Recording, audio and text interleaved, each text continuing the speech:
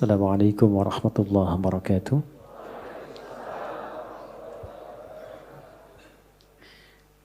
Alhamdulillahi rabbil alamin. Wassalatu wassalamu ala rasulillahil karim. Nabiyyina Muhammadin al-amin wa ala alihi wa sahbihi ajma'in. Wa ba'd. Fa ya ibadallah, usi nafsi wa iyyakum bitaqwallahi faqad faza al-muttaqun. Fala tamutunna illa wa antum muslimun. Faqala ta'ala ya ayyuhalladzina amanu taqullaha haqqa tuqatih wa la tamutunna illa wa antum muslimun. Jemaah sekalian, alhamdulillah kita masih diberikan kesempatan dan kemampuan oleh Allah Subhanahu wa taala untuk mengisi hari-hari kehidupan kita sampai dengan waktu duha ini di hari Ahad. Semoga Allah Subhanahu wa taala memberkahi kehidupan kita dan aktivitas kita sampai dengan di pagi hari ini. Memohon doa itu begitu penting. Dan bagi insan beriman itu tak putus dengan doa. Jadi ciri insan beriman itu setiap aktivitas kegiatannya akan selalu lekat dengan doa. Karena doa itu nanti punya dua fungsi utama. Yang pertama, senantiasa melekatkan kita agar terhubung dengan Allah di setiap kegiatan. Dengan keterhubungan itu, nanti ada dua feedback yang didapatkan. Pertama adalah perhatian Allah kepada seluruh aktivitas yang kita kerjakan. Karena itu menjadi fitrah manusia, apapun yang dikerjakan bila menemukan kesulitan. Nah ini, biasanya berdoa kan ya? Oh ujian berdoa ya. Bapak mau tes jabatan berdoa. Ibu masukkan anak sekolah berdoa ya. Nah, ciri beriman itu tidak nunggu ada masalah baru doa. Kalau itu biasanya cirinya fitrah manusia. Manusia itu begitu sulit minta. Sudah dikasih mudah lupa. Nah, ya. Dan kalau sudah lupa salah. Kalau salah nggak pengen dihukum. Makanya Allah Maha tahu tuh doanya Rabbana la tu'akhidna in nasina au. Ya Allah, kalau kami lupa atau salah, jangan dihukum. Ya kan? Nah, untuk mencegah supaya enggak lupa dan salah, berusaha terkoneksi dengan Allah. Karena itu, semua kegiatan kita, itu seluruhnya bersanding dengan doa. Tidak ada satupun kegiatan yang tidak ada doanya. Silahkan dicek. Dan itu cuma di Islam. Cuma di Islam. Yang doanya bukan direka-reka ya. Tapi memang betul diberi petunjuk sesuai dengan konteks. Karena itu doanya itu selalu senafas dan selaras dengan kegiatan. Coba antara bangun tidur dengan akan tidur. Sama enggak doanya? Beda kan ya? Padahal aktivitasnya terkait tidur. Yang satu bangun, yang satu tidur, akan tidur. Tapi doanya beda. Dan itu doanya bisa serupa, enggak dikarang-karang. Jadi baik yang di Arab, di tanah suci, ataupun di sini di tanah kusir, doanya sama. Ya kan? Sama kan ya? Baik ya, mau di Chicago, di Amerika, di Chicago, di Bandung, sama. Ya kan? Di Singapura, di Singaparna, di Tasik, sama. Dan semua ada doanya. Ini ingin memberikan kesan bahwa satu, agama ini agama yang benar. Ya, kalau reka-reka manusia, setiap manusia pasti punya versinya sendiri. Pasti itu. Dan bahasanya mungkin bisa masing-masing. Yang Padang pakai bahasa Padang, yang Betawi pakai bahasa Betawi. Tapi kok bisa semua doanya itu semua sama. Dan yang kedua dahsyatnya, itu sumbernya pun bisa diteliti dan menuju pada sosok yang sama. Yaitu dari Rasulullah Sallallahu Alaihi Wasallam. Semuanya tersambung. Ini menunjukkan bahwa agama ini benar, Rasulnya benar, kemudian pedomannya pun benar. Dan yang paling menarik, tidak ada satu pun yang berdoa benar doanya, kecuali dia mendapatkan kesuksesan sesuai dengan konteks doanya. Selalu begitu. Dulu orang-orang yang hidup di zaman Nabi, dibimbingnya kan lewat doa. Nah doa itu yang pertama tadi fungsinya, mengoneksikan kita dengan Allah. Sehingga Allah memberi perhatian. Memberi perhatian lebih. Anda yang sering berkoneksi, kan dapat perhatian kan? Ya, sering terhubung dengan ibu, dapat perhatian dari ibu. Terhubung dengan ayah dapat perhatian dari ayah. Terhubung dengan Allah diperhatikan oleh Allah. Kalau Allah sudah perhatikan, apa yang susah bagi Allah? Ini yang menjadikan orang-orang yang dekat dengan Allah cenderung mendapat kemudahan. Ya, dan tidak harus jadi ustadz. Silahkan jadi apapun, pebisnis silahkan yang baik-baik, arsitek silahkan, jadi pilot silahkan. Cuma satu, dekati Allah. Supaya aksesnya dibuka, kemudahan didapatkan. Kalau Anda champion di pekerjaan, juara, bagus, rumah mewah, kendaraan banyak. Tapi masalah kecil di rumah nggak pernah selesai. Coba dicek, mungkin bukan karena kurang banyak hartanya. Bukan karena kurang tinggi kedudukan. Mungkin kurang dekat dengan Allah. Itu poinnya. Karena itu seringkali banyak persoalan ketika dihempaskan di atas sajadah itu jadi kecil. Problem orang sekarang ingin diselesaikan oleh Allah tapi curhatnya ke manusia. Bikin status di media sosial kan. Minta diaminkan lagi. Aminkan ya gitu ya. Tapi pengen dijawabnya oleh Allah. Sedangkan Allah sedang memberikan fasilitas dan caranya. Nah yang paling dahsyat itu ada orang yang persoalannya dimudahkan oleh Allah. Jadi bukan gak punya masalah. Dia memiliki persoalan bahkan yang kadarnya sama. Tapi diberi kemudahan oleh Allah untuk mengatasinya. Sehingga seakan-akan ringan saja. Seakan-akan ringan, bukan gak punya masalah. Nah, karena itulah kemudian kenapa saya buka untuk membiasakan ini. Karena ini ada bagian sunnah yang menipis. Ya, ada bagian sunnah yang menipis. Yaitu menyertakan doa dalam setiap aktivitas. Kalau mau diteliti secara psikologi juga, itu ada pengaruh doa pada motivasi diri. Orang yang sering berdoa itu meningkat kepercayaan dirinya. Motivasinya menguat. Sehingga dengan meningkatnya motivasi diri itu cenderung mudah mengatasi berbagai persoalan. Ini poin pertama. Yang kedua, ini yang paling penting yang ingin saya tekankan sebelum kita memulai kajian. Bapak Ibu sekalian, di dalam Islam, doa itu bukan sekedar mengoneksikan diri dengan Allah Sang Khalik, tapi juga mengandung pedoman. Sekali lagi, mengandung pedoman dari aktivitas yang akan kita kerjakan. Itulah yang menyebabkan semua doa sesuai dengan konteks. Lafadznya bisa beda-beda. Dan kalau kita teliti, ini pentingnya pemahaman. Semua isi doa itu isinya pedoman menjalani aktivitasnya. Ya, saya beri contoh begini misalnya. Tadi teman-teman kan masuk masjid ya. Doanya apa? Allahumma ftahli abwaba rahmatik. Nanti keluar doanya apa? Allahumma inni as'aluka min fadlik. Coba lihat, kenapa doa masuk dengan keluar beda? Dan kakinya kenapa beda? Masuk kaki, keluar kaki kiri. Ya, doanya lain kan? Coba, Allahumma ftahli abwaba rahmati. Kita terjemahkan ya. Jangan-jangan dibaca tapi nggak tahu artinya. Ya, atau dibaca tahu arti nggak tahu maksudnya. Karena ini terkait pedoman. Ya, Allahumma, ya Allah. Itu bahasa halus dari kata ya Allah itu Allahumma. Ya Allah itu sudah bahasa Arab. Ya dengan Allah. Ya Allah, itu bahasa Arab. Ya. Dan itu sudah menjadi fitrah manusia. Ya, bahkan jangankan masuk masjid, kepleset aja ya Allah, ya Allah. Ya. Lihat mendung ya Allah kan, ya Allah mendung. Ya kan? Lihat hujan, ya Allah hujan. Ya kan? Itu selalu itu fitrah manusia karena sejatinya manusia itu nggak bisa lepas dari Tuhannya.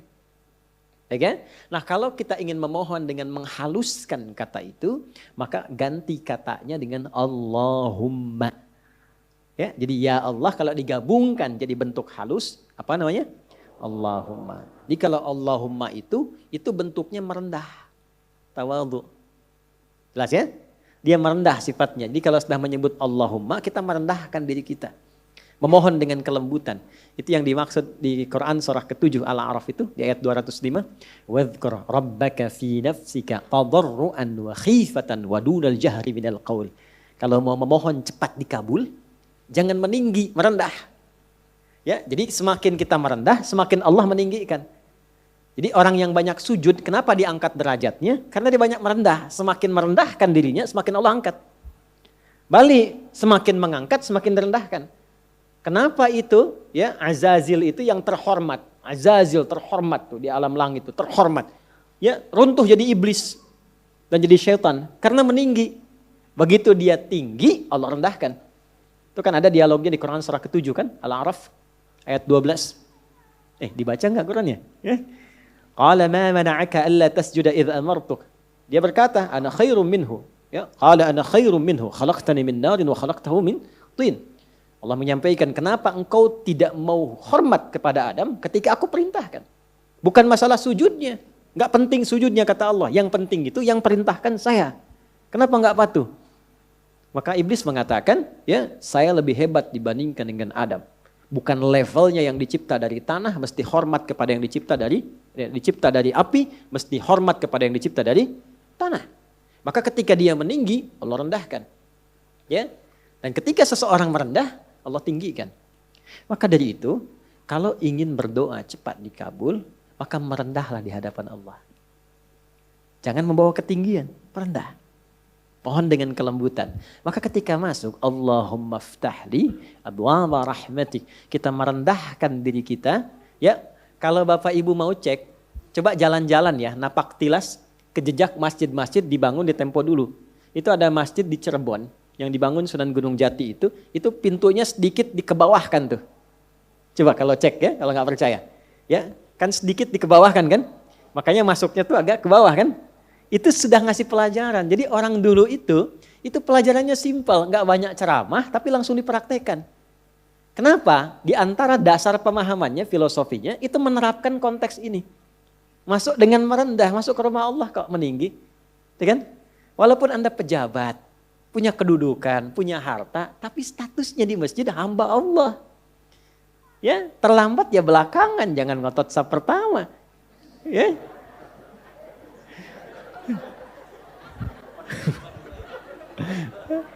Kalau ini udah duluan tadi, udah nyambut nih. Sama. Apalagi imam di kantor. Ya, di kantor boleh jadi imam, jadi direktur. Tapi jabatan di kantor jangan samakan dengan di masjid. Babnya ada lagi. Ya. Dulu saya baru datang dari Tripoli itu, masuk pesantren, ada pejabat-pejabat itu yang tinggal pengen jadi imam. Karena merasa imam di kantor harus di masjid. Saya bilang bagus itu.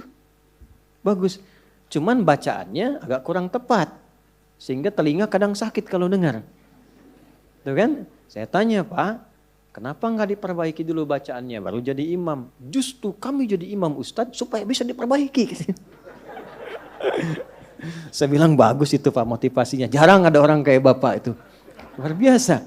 Tuh, jangan direndahkan. Kan itu karena belum tahu, orang belum tahu diberitahu, bukan dimarahi.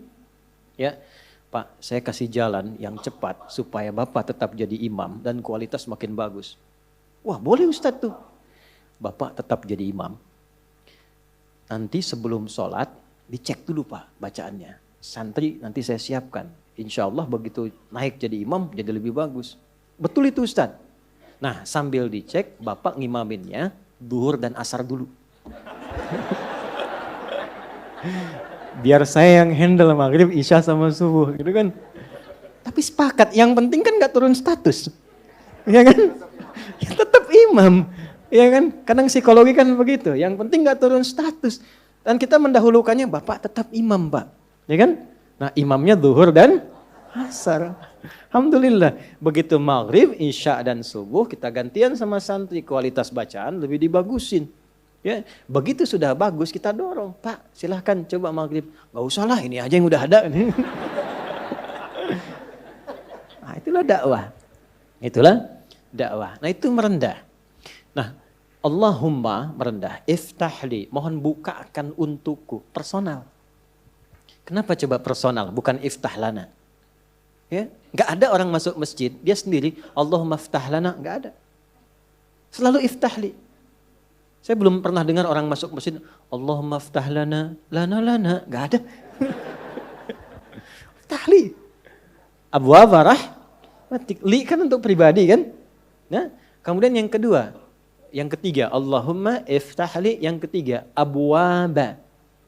Abwaaba itu jamak dari bab. Bab itu pintu. Kok bisa jamak pintunya? Saya tanya, ibu waktu masuk ke dalam masjid, lewat satu pintu atau banyak pintu?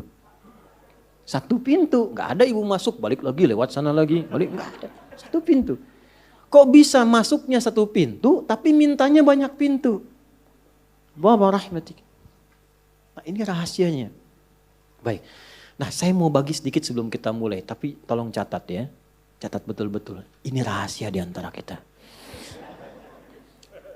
Bapak Ibu sekalian, rahmat itu di Quran dan juga dalam hadis setidaknya punya 3 makna utama. Ada 3 makna. 1, solusi dari berbagai macam persoalan hidup. Saya ulang, solusi dari berbagai macam persoalan hidup. Itu diantaranya ditemukan di Quran surah kedua Al-Baqarah di ayat 157. Nah, munculnya ayat 157 ini ada keterkaitan dengan 155 dan 156. Persoalannya di 155, sabarnya 156, solusinya 157. 155, wala nabluwannakum bisyai'im minal khauf wal ju' wa naqsim minal amwal wal anfus wath thamarat wa basyiris sabirin. Sabarnya 156, alladzina idza asabathum musibah qalu inna lillahi wa inna ilaihi raji'un. Ayat 157-nya, ulaika alaihim salawatum mir rabbihim wa rahmah wa ulaika humul muhtadun. Itu ya. Baik. Rahmat yang pertama, solusi dari berbagai macam persoalan kehidupan. Baik kegelisahan. Jangan dikira yang hadir di sini tenang semua. Ini walaupun wajahnya kelihatan senyum-senyum, hatinya ada yang gundah. Ada yang baru ditolak saat mau lamaran, mungkin kan? Lamar kerja maksudnya. Ya? Ada yang mungkin sedang kesulitan di rumah tangga, pengen dapat ketenangan, khauf. Gak bisa dihindari. Tadi aja kan udah lihat-lihat jam, nih Ustaz datang enggak gitu kan? Padahal saya secepat mungkin bisa ke sini tuh. Ya enggak singgah di rumah. Cuman ke kantor ganti pakaian langsung ke sini. Hampir enggak tidur saya semalam itu. Alhamdulillah. Ya, tapi kan yang khawatir Anda. Wal ju' kan ada yang lapar. Awal-awal dari subuh ke sini sarapan aja belum kan? Lihat-lihat yang jualan enggak depan kan? Itu enggak apa-apa. Wa naqsim minal amwal, ada yang mungkin baru kena musibah di kantor. Proyek misalnya, ada yang enggak lulus. Ada utang belum dilunasi, cicilan masih nyari solusi. Ada yang demikian. Wal anfus, ada yang sakit, mungkin kerabatnya datang supaya cari wasilah. Allah kabulkan doanya. Ada yang ngejar ustadz supaya minta didoakan. Ada.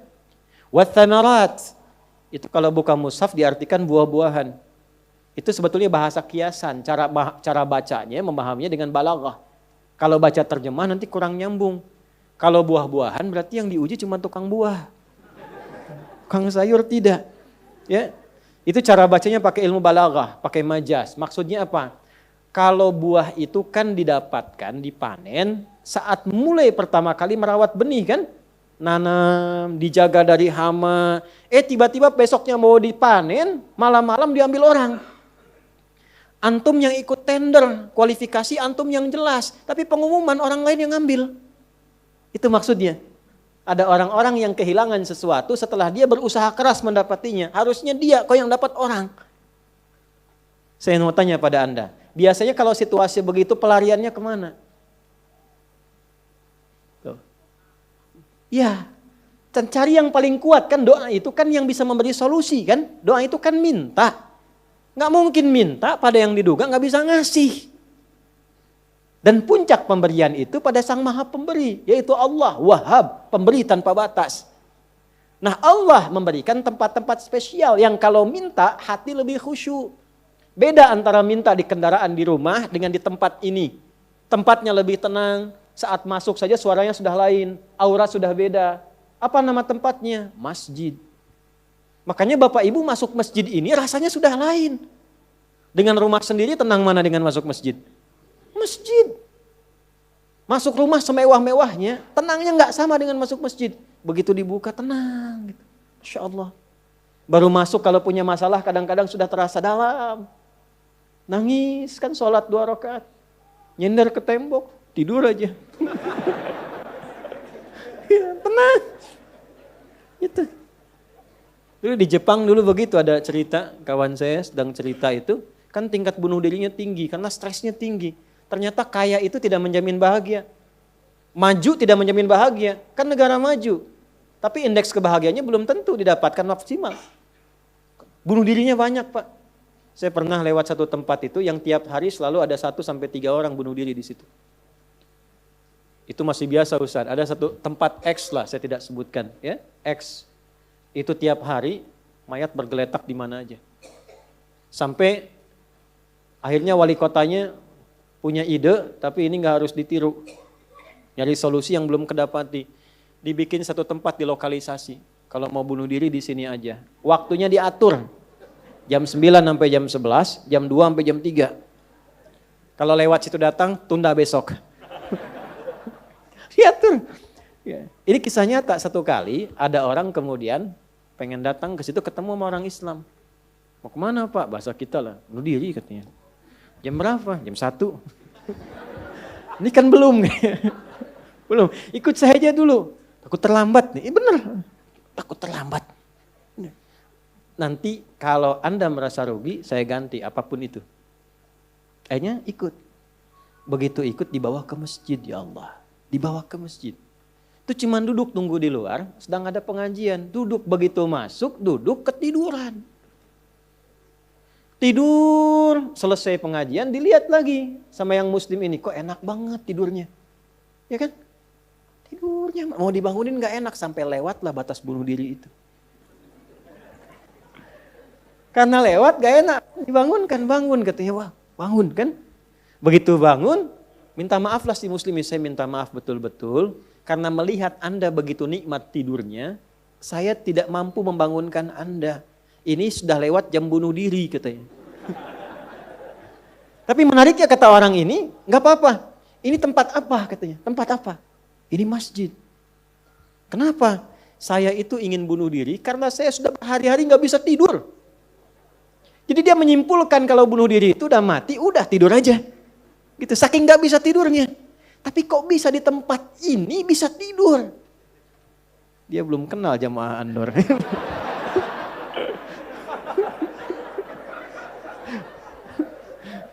Tidur. Maka diperkenalkanlah dengan masjid. Masjid. Masuk Islam, Pak. Asyhadu an la ilaha illallah, asyhadu anna Muhammad Rasulullah. Itu cuman numpang istirahat samping masjid, masuk Islam. Asbabnya tidur. Tuh. Orang ketiduran masuk Islam. Habis masuk Islam jadi rajin.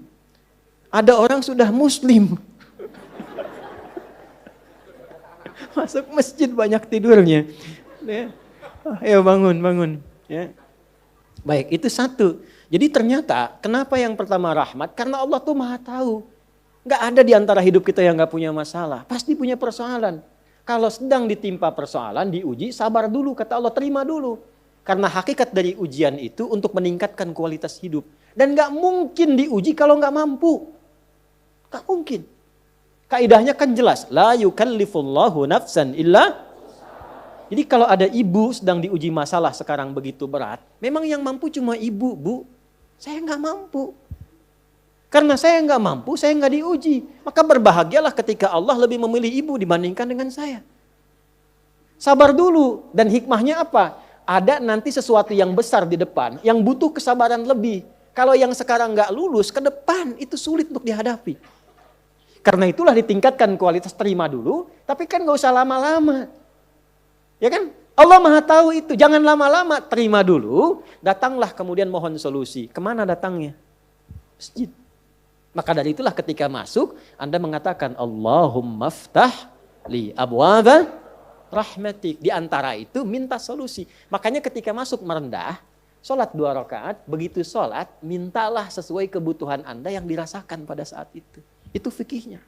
Nah kalau nggak tahu fikihnya, nanti itu nggak kepake, sayang, peluang hilang.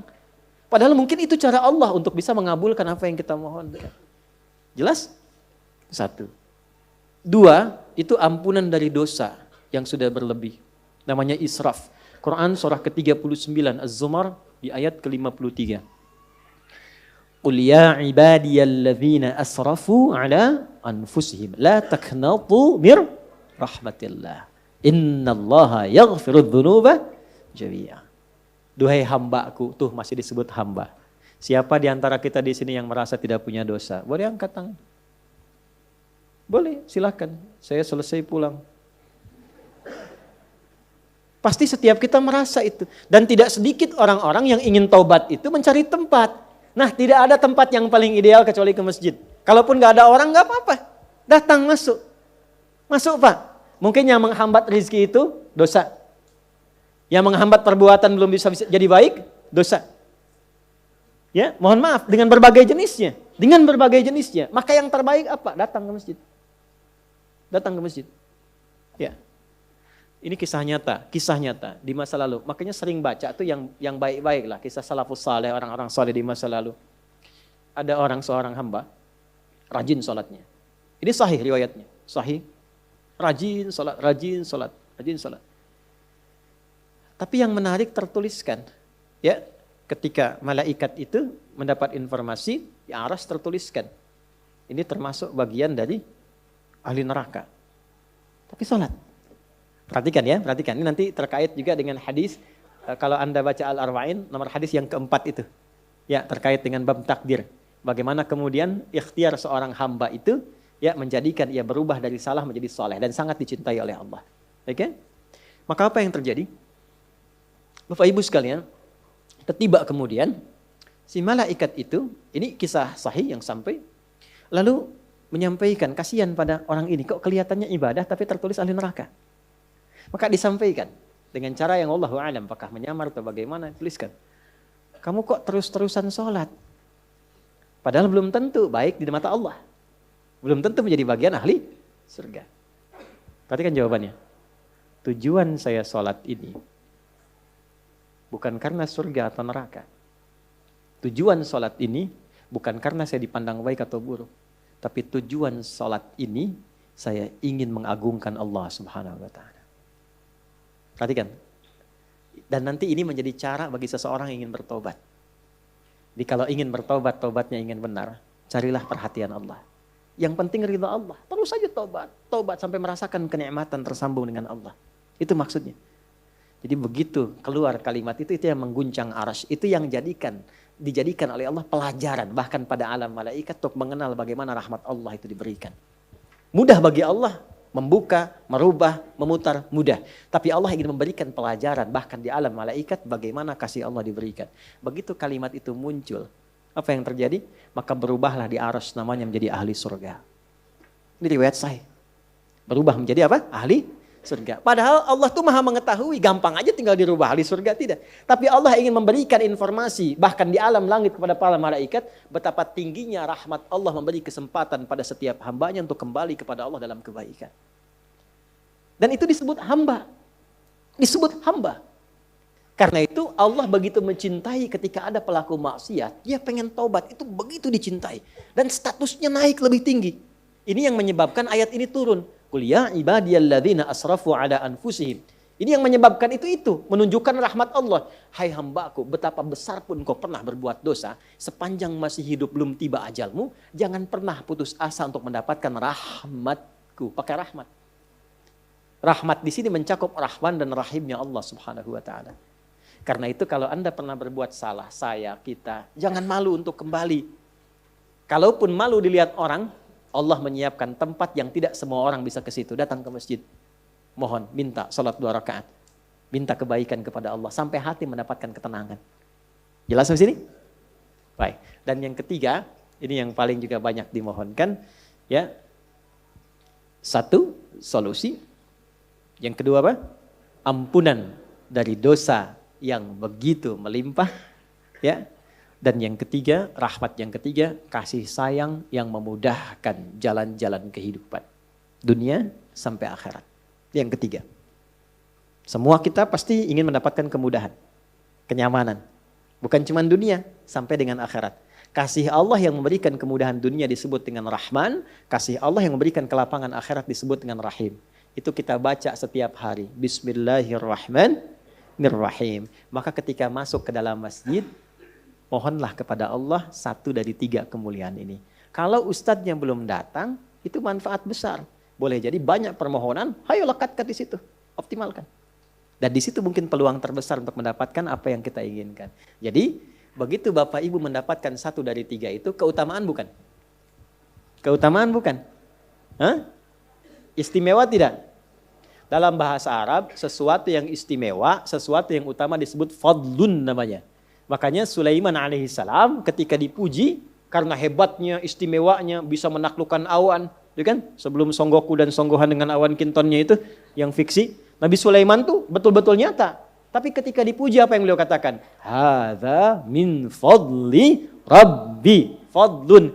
Itulah sebabnya kalau bisa jangan dulu keluar sampai merasakan rahmat Allah ada dalam diri kita. Begitu keluar, Anda keluar dengan kaki kiri dengan mengatakan Allahumma inni as'aluka min fadli. Ya Allah, saya ke masjid seperti apa yang kau perintahkan, saya datang. Saya memohon seperti apa yang kau tunjukkan lewat Rasulmu, saya lakukan. Ya Allah, engkau minta ini, saya kerjakan. Engkau minta berdoa, saya doa. Kau minta alirkan air mata, aku alirkan. Maka mohon ya Allah, jangan biarkan aku keluar dari rumahmu ini, kecuali engkau kabulkan apa yang aku mohonkan, sesuai dengan janji yang engkau tetapkan sebagai kemuliaan darimu. Ya Allah, saya mohon kemuliaan darimu. Itu rahasianya, itulah doa. Nah, jadi kalau mau doa itu, jangan sekedar dibaca. Baca bagus, menjadi ibadah. Tapi yang paling penting tahu isinya. Sehingga itu bisa merubah diri kita jadi lebih baik. Makanya beda rasanya. Antum kalau tahu makna segitu aja, itu Masya Allah dalam sekali.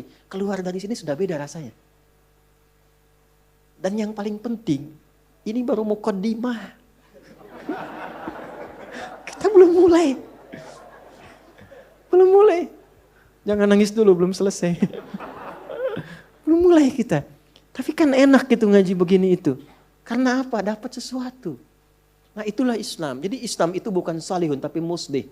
Bukan hanya sesuai dengan eranya tapi memberi solusi dari setiap keadaan yang dilalui. Punya tata nilai.